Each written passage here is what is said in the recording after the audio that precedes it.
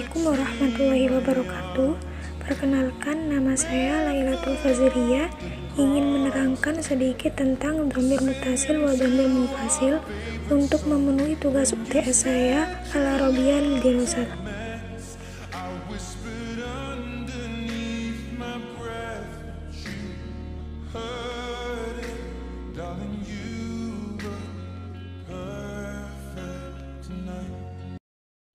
Isim dhamir muttasil dan munfasil. Isim dhamir dalam bahasa Indonesia adalah kata ganti. Dhamir adalah bentuk kata ganti orang. Kata ganti atau dhamir memiliki kelompok kata tersendiri yang dalam ilmu nahwu disebut isim mabni. Isim mabni yaitu isim yang tidak dapat berubah baris akhirnya, walaupun bermacam-macam amil atau kata yang mempengaruhinya.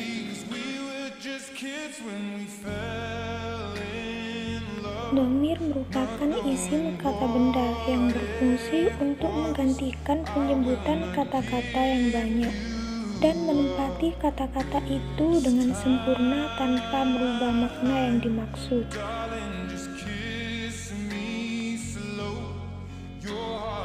Dhamir atau kata ganti orang dalam bahasa Arab memiliki 14 bentuk.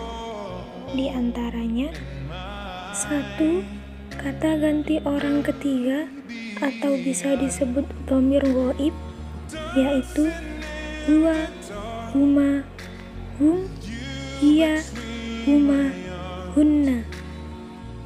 2. Kata ganti orang kedua atau bisa disebut dhamir mukhathab, yaitu anta, antuma, antum, anti, antuma, antunna. 3. Kata ganti orang pertama atau bisa disebut dhamir mutakallim, yaitu ana, nahnu.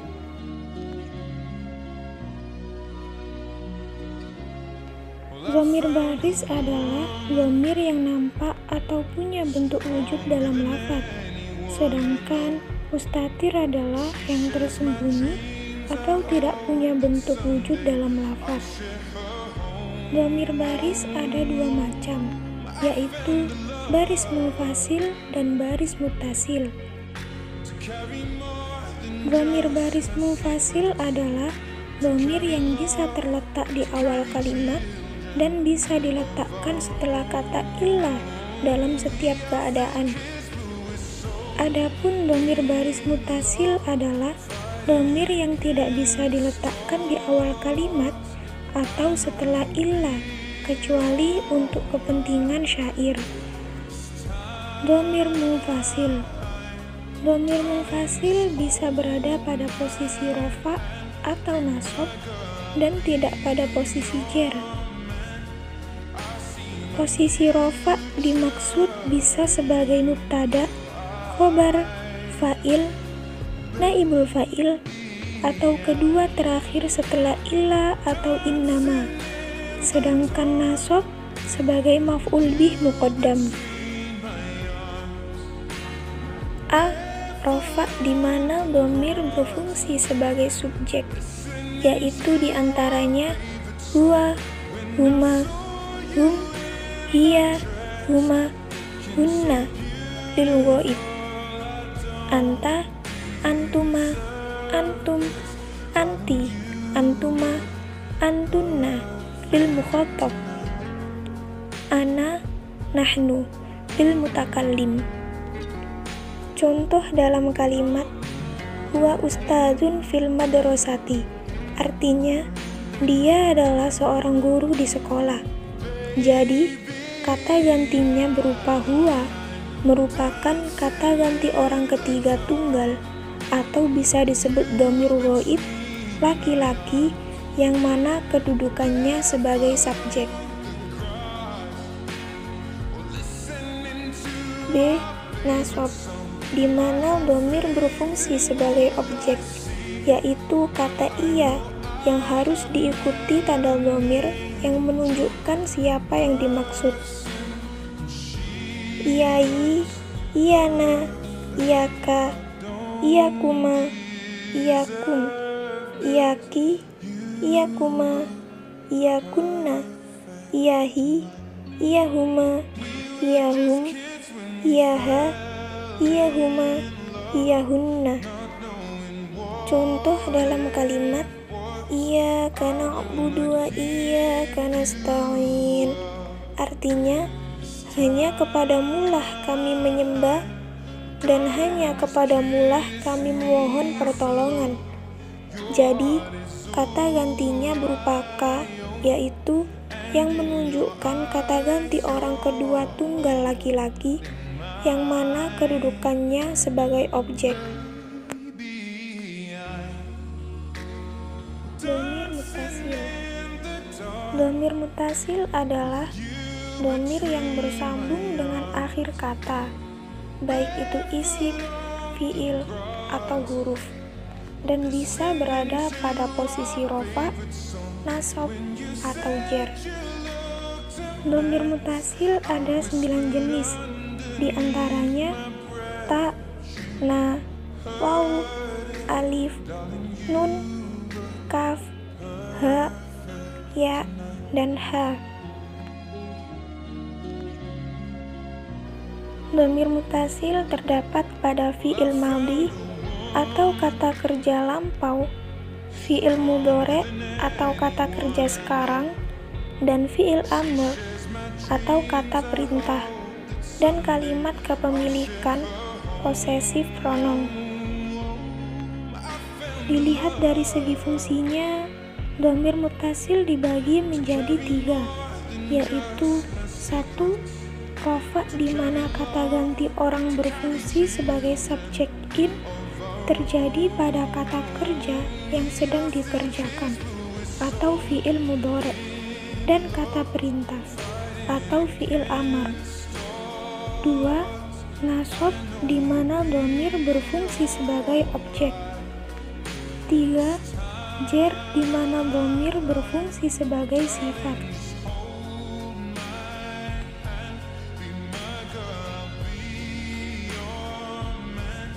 Dhamir mustatir yaitu kata ganti yang tidak terlihat atau tidak tampak tetapi bermakna.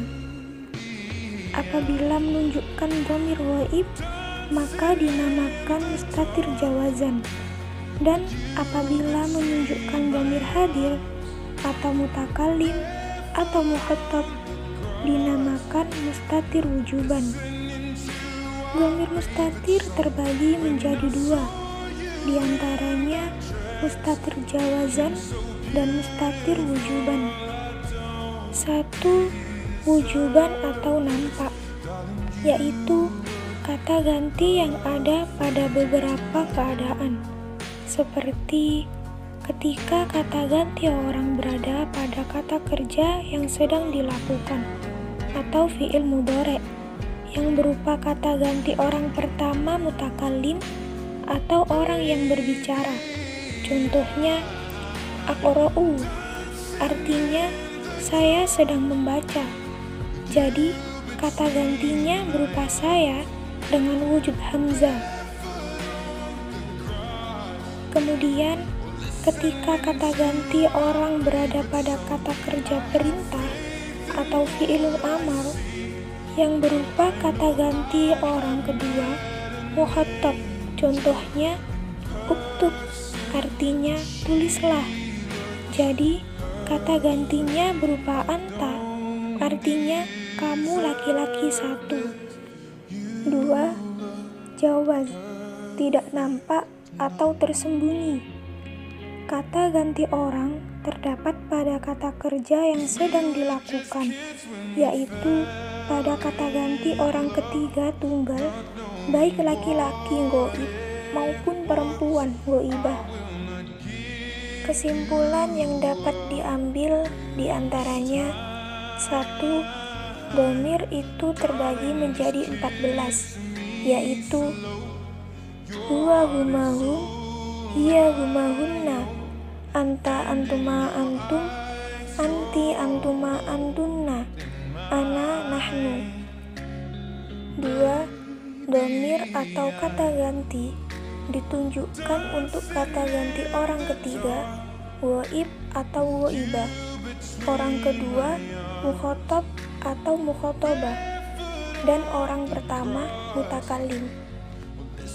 3. Dhamir atau kata ganti menunjukkan jenis laki-laki dan perempuan dan jumlah, atau tunggal, double, atau plural. 4. Dhamir munfasil adalah kata ganti yang tidak bersambung dengan kata yang lainnya. Posisinya bisa berposisi sebagai rofa maupun nasab. 5. Dhamir muttasil adalah dhamir yang bersambung dengan kata yang lainnya, dapat berposisi sebagai rofa, nasab, dan jer. Dan yang terakhir, dhamir mustatir adalah dhamir yang tersembunyi atau tidak disebut dalam kalimat, namun memiliki arti ini dibagi menjadi dua, ada yang berbentuk dhamir jawazan dan ada yang berbentuk dhamir wujuban. Cukup sekian untuk penjelasan yang telah saya sampaikan tentang dhamir munfasil dan dhamir muttasil. Mohon maaf bila ada kesalahan kata atau penjelasan. Syukran katsiran. Wassalamualaikum warahmatullahi wabarakatuh. Baby, I'm dancing in the dark, you between my arms, barefoot on the grass, listening to our favorite song. I have faith in what I see. Now I know I have met an angel in person, and she looks perfect. I don't deserve this. You look perfect tonight.